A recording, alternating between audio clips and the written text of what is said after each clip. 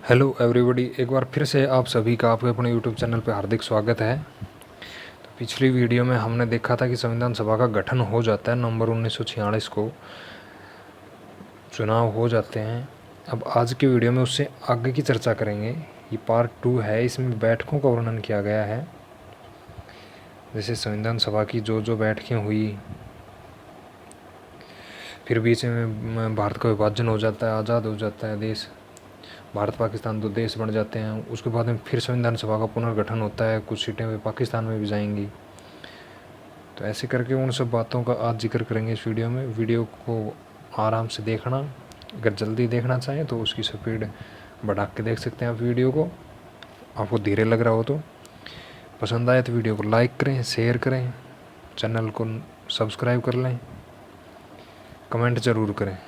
कुछ भी अच्छा लगे बुरा लगे उसके बारे में लिखना, कमेंट ज़रूर करना। तो वीडियो की शुरुआत करते हैं। अब संविधान सभा का गठन हो चुका है, 296 सीटों पे चुनाव हो चुके। उसके बाद में पहली बैठक होती है संविधान सभा की। कब होती है? 9 दिसंबर 1946 को। संविधान सभा की पहली बैठक 9 दिसंबर 1946 को होती है। 211 सदस्य इसमें उपस्थित होते हैं।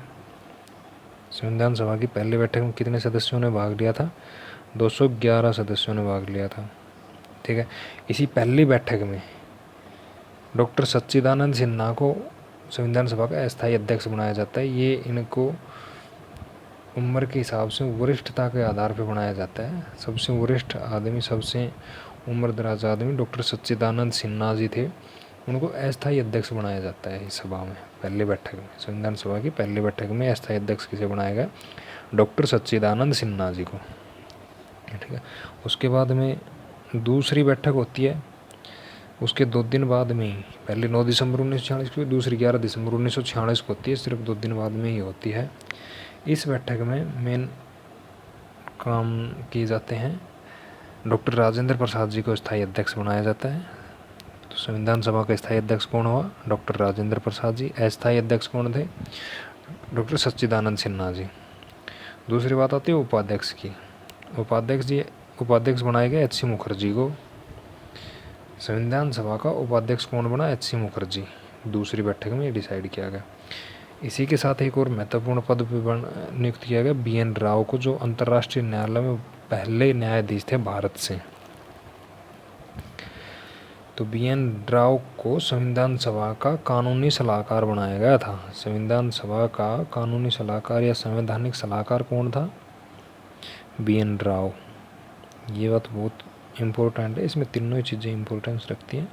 संविधान सभा का स्थायी अध्यक्ष डॉक्टर राजेंद्र प्रसाद, उपाध्यक्ष एच सी मुखर्जी, संविधान सभा का संवैधानिक सलाहकार या कानूनी सलाहकार कौन? B N Rao. ठीक है। अब तीसरी बैठक होती है। तीसरी बैठक 13 दिसंबर 1946 को हो रही है।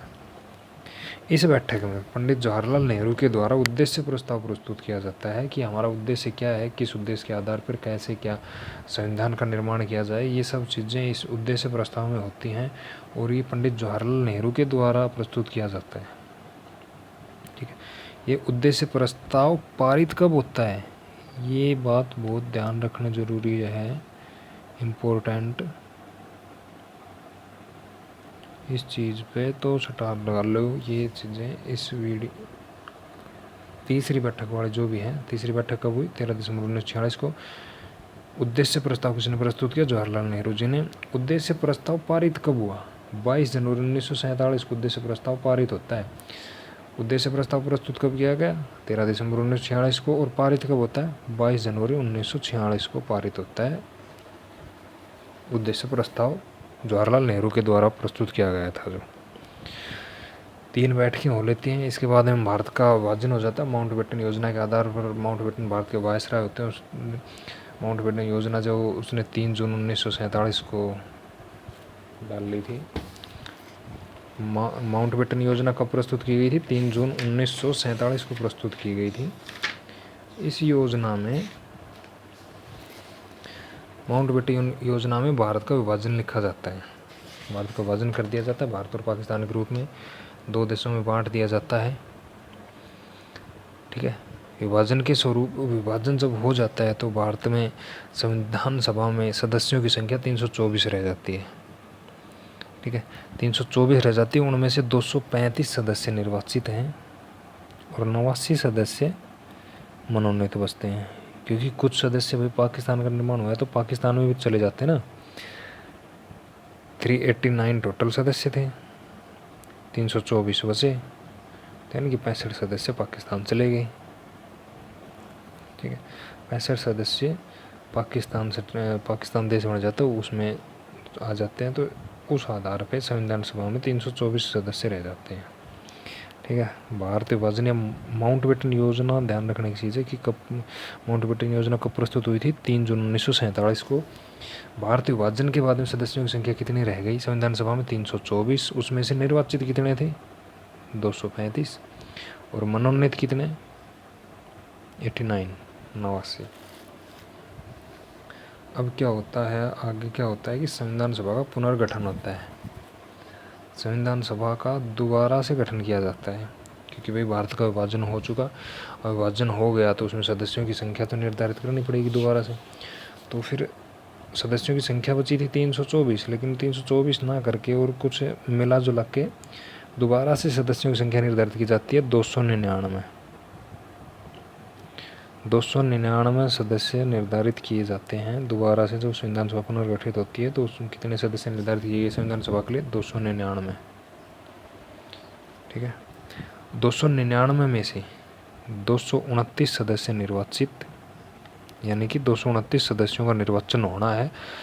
ब्रिटिश प्रांतों से और चीफ कमिश्नरेट वाले क्षेत्रों से 229 सदस्य चुन के आएंगे,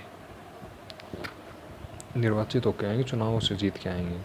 ठीक है, देशी रियासतों के शासक कितने सदस्य मनोनीत करके भेजेंगे? 70 सदस्य मनोनीत करके भेजेंगे। पहले कितने भेजने थे उनको? 90 भेज रहे थे वो पहले, 93, सॉरी 90 नहीं, 93 सदस्य भेजे थे। ठीक है, शुरुआत में जब संविधान सभा का निर्माण होता है तो उसमें देशी रियासतों के द्वारा मनोनीत सदस्य कितने थे? 93।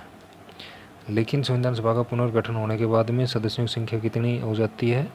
299 निर्धारित किए जाते हैं। उनमें से मनोनीत सदस्य कितने होते हैं? 70 रहते हैं। ठीक है, अब बात ये आती है कि संविधान सभा का पुनर्गठन हो गया, पुनर्गठन हो जाता है तो उसके बाद में पहली बैठक भी होगी। भारत आज़ाद हो चुका है, भारत पाकिस्तान दो राष्ट्र बन चुके हैं। अब आज़ादी के बाद में भारत संविधान सभा की पहली बैठक कब होती है? ये तारीख इम्पोर्टेंट है, इसको याद रखना। 31 अक्टूबर 1947। 31 अक्टूबर 1947 को संविधान सभा की पुनर्गठन होने के बाद में पहली बैठक होती है। ठीक है, आज के वीडियो में बस इतना ही। आगे का अगले वीडियो में, अगली क्लास में बताया जाएगा। वीडियो अगर अच्छा लगे तो वीडियो को लाइक करो, शेयर करो, सब्सक्राइब करो। एक बार देखो, 2 बार देखो, जब तक समझ में ना आए तब तक देखो। स्पीड धीरे हो वीडियो की तो उसको तेज़ करके देख सकते हो आप। Thank you.